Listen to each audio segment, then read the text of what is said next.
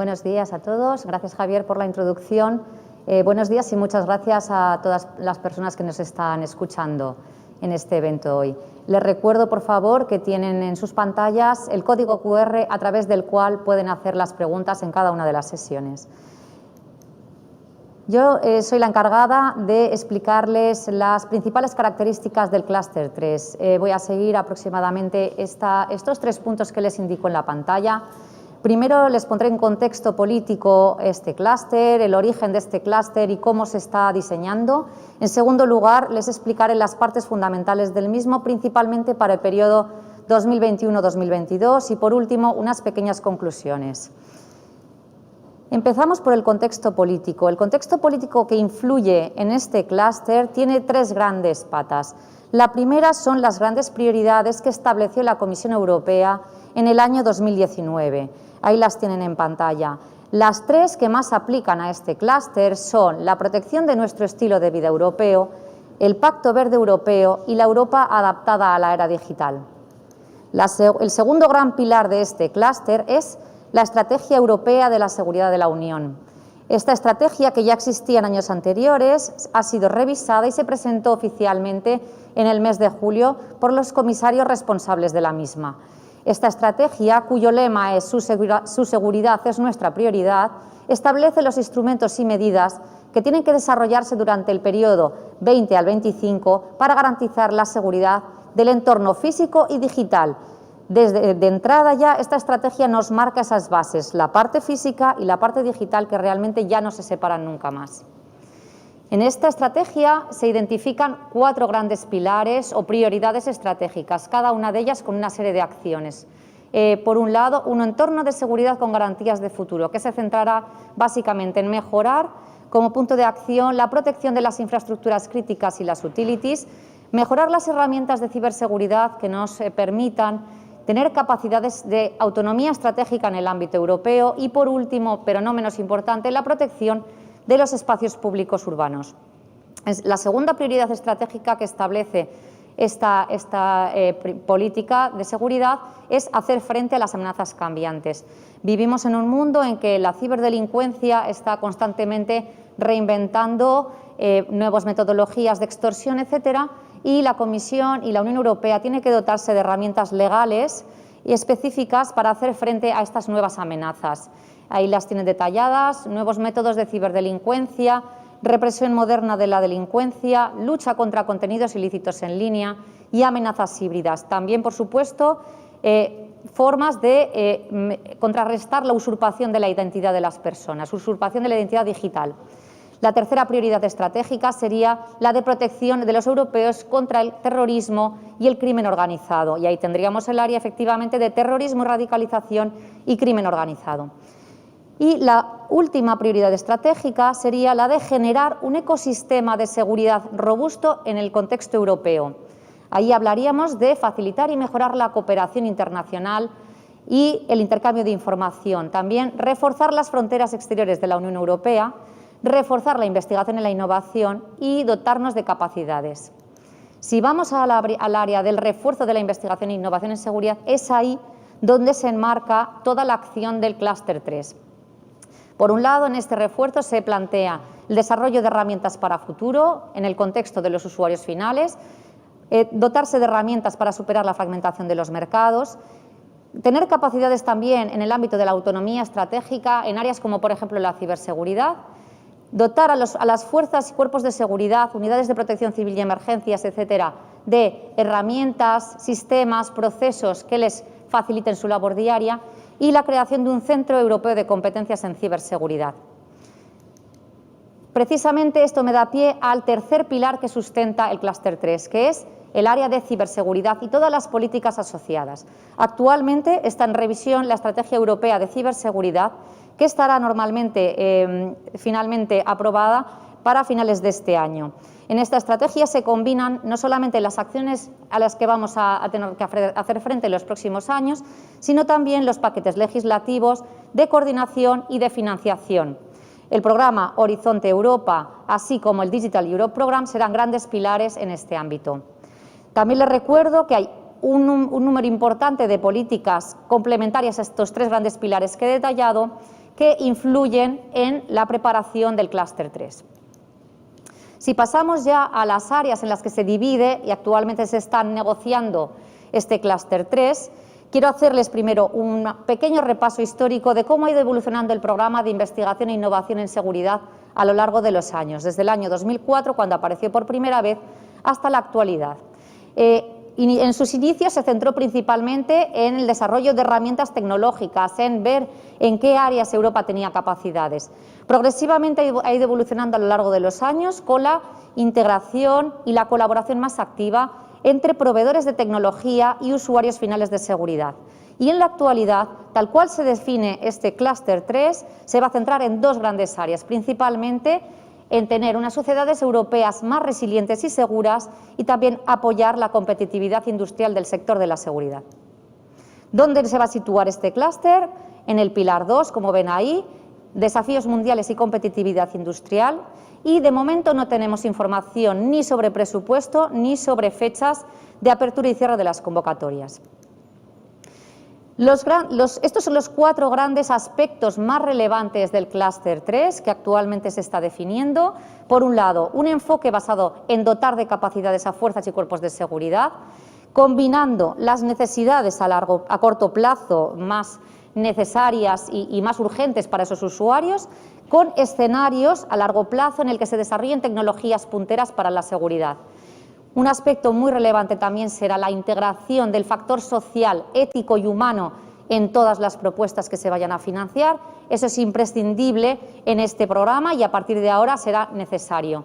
Y por último, el programa va a tratar de crear sinergias y puentes con otros programas europeos que tienen relación, como pudiera ser el Fondo de Seguridad Interior, para generación de mercado y llegada a mercado y a esos usuarios de los resultados de investigación e innovación.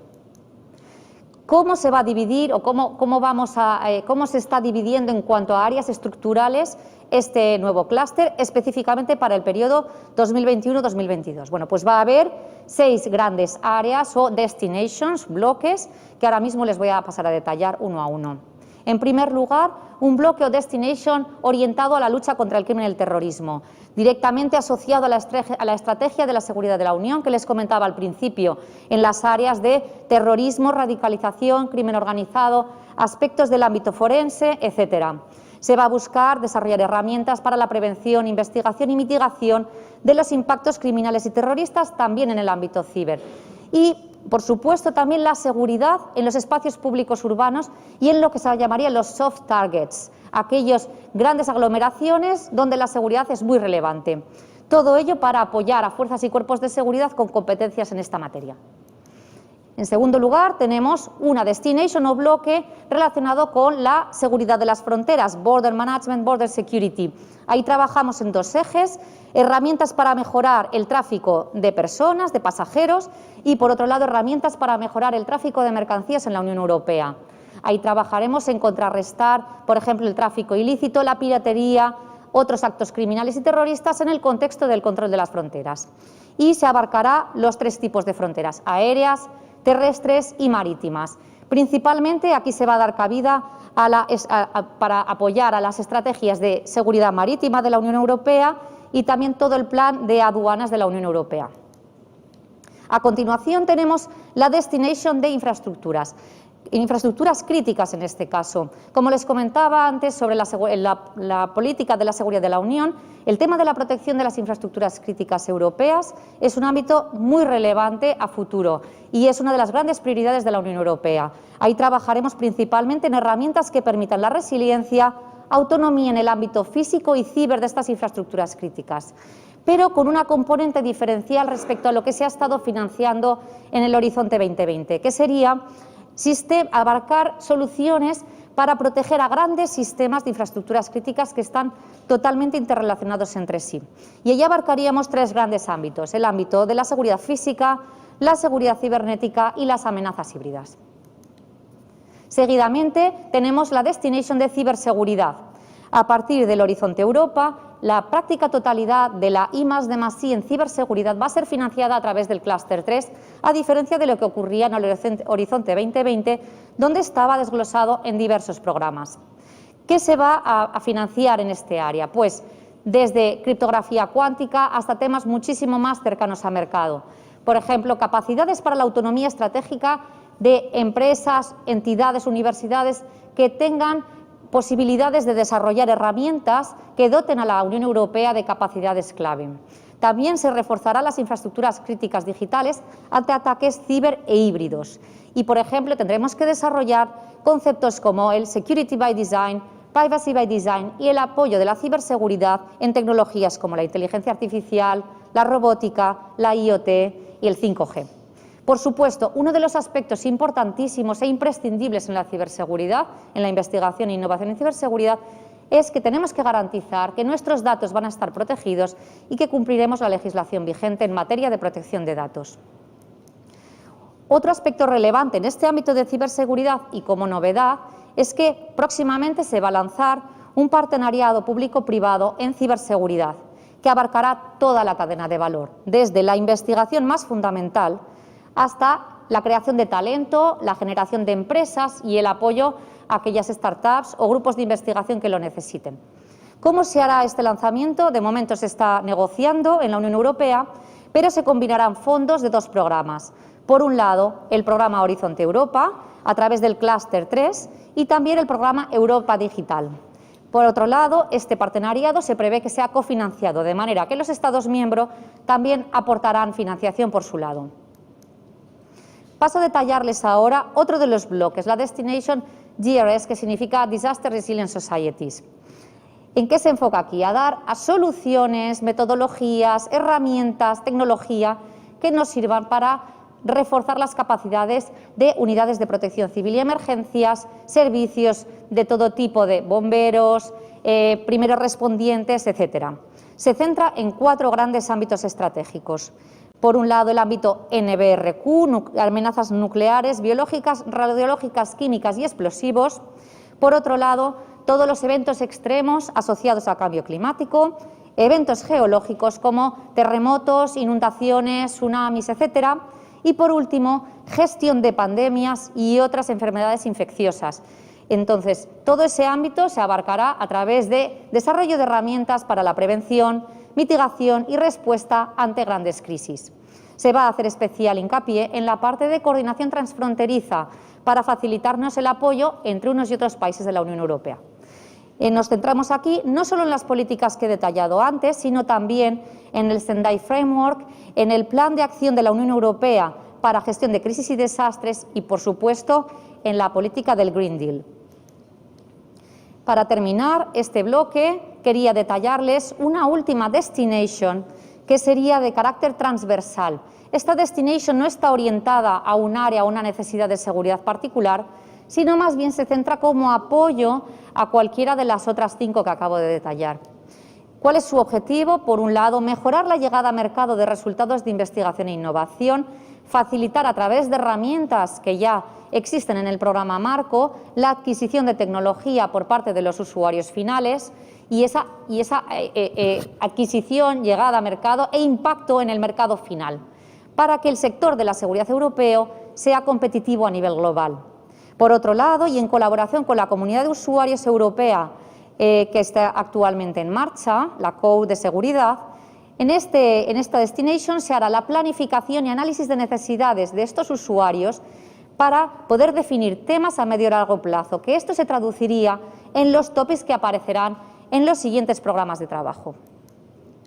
Para concluir esta presentación, simplemente recordarles que la seguridad es un sector muy relevante para la Unión Europea y para sus ciudadanos. De hecho, la seguridad es una de las grandes preocupaciones de los ciudadanos europeos, tal y como lo reflejan las estadísticas de Eurostat periódicamente. El programa Marco es la herramienta más eficaz y más puntera para dotar de capacidades a esos usuarios finales de seguridad que necesitan tecnología para su día a día. El programa, además, como les he estado detallando, tiene 2 vertientes a futuro. Una parte más de continuista en cuanto a los objetivos.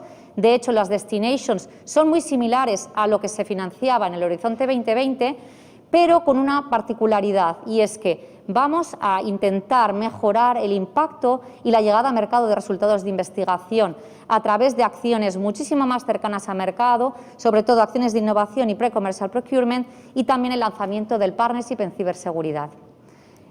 Quiero presentarles el equipo del Clúster 3. Están, por un lado, Marina Martínez, mi compañera desde la oficina de Bruselas, y yo misma estamos a su disposición para resolverles cualquier duda que tengan. Muchas gracias por su atención.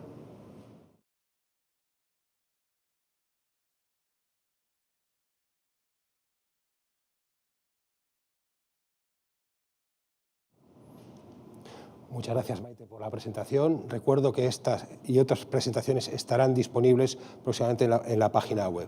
Bueno, vamos a pasar al turno de preguntas. Bien, la primera pregunta es: ¿qué papel se espera que jueguen los usuarios finales de seguridad en el Clúster 3 de Horizonte Europa? Sí, los usuarios finales, lo he estado explicando un poco a lo largo de la presentación, pero van a ser tan o más relevantes de lo que han sido en el Horizonte 2020. A partir del Horizonte Europa va a haber una obligatoriedad de que los usuarios finales sean propiamente parte del consorcio, socios de las propuestas y que dirijan la investigación e innovación que en ella se va a llevar a cabo. Eso es muy relevante para precisamente esos objetivos que he comentado, facilitar la llegada a mercado de resultados de investigación y el impacto en el mercado. Muy bien. ¿Y por usuarios finales, puedes decirnos a quién te refieres exactamente? Es muy variado, es verdad.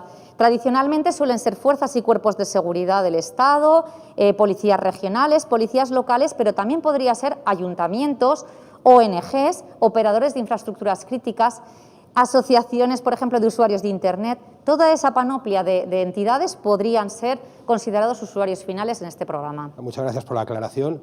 Pasamos a la siguiente pregunta.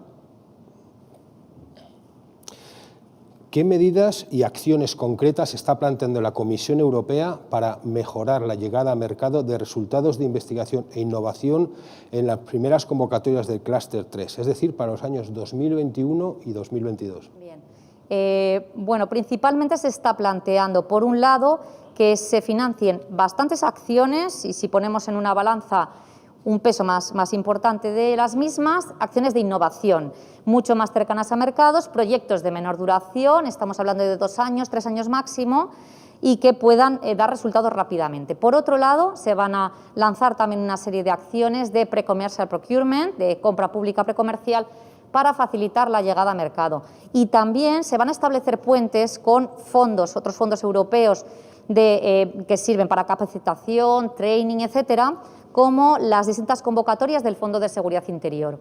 Eso sería más o menos el área donde nos moveríamos principalmente. Muy bien. Vamos a ver si tenemos alguna pregunta más.